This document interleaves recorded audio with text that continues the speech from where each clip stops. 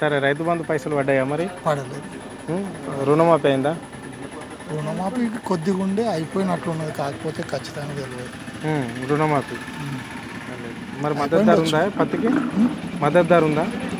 మద్దతు ధర ఏమో ఎవరికి అవుతున్నాయి పైసలు అన్నీ, మద్దతు ధర ఏమున్నది ఆడికి అవుతుందా? మోతాదా? మళ్ళా పెట్టుబడి పెట్టినా అంత లుక్సాన్ అన్నట్టు సంవత్సరం అంతా. ఈసారి దిగుబడి లేదు కదా. దిగుబడి లేదా?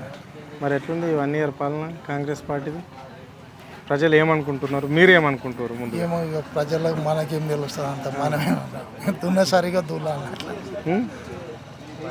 ధర అయితే సరిపో కానీ దిగుబడులు లేవు. దిగుబడులు ఉంటే మన ఇది అవుతుంది. 6 గ్యారంటీలు ఇస్తామన్నాడు సీఎం రేవంత్ రెడ్డి. మరి అవి ఇంప్లిమెంట్ అయినాయా మీ ఊళ్ళో? కానీ మీరు కూడా మీకేమన్నా ఆ ప్రభుత్వం ఇచ్చే పథకాలలో ఏదానికన్నా అర్హులు అయ్యారా మీరు? ఇక సేమ్ ఇంకా ముంగట అవుతాయేమో చెప్పలేము. ఇప్పుడైతే నడిచేటి ఇంకా ముంగట కావచ్చు, అట్లా చెప్పలేము కదా. అందరితో పాటు మనం. Right, thank you.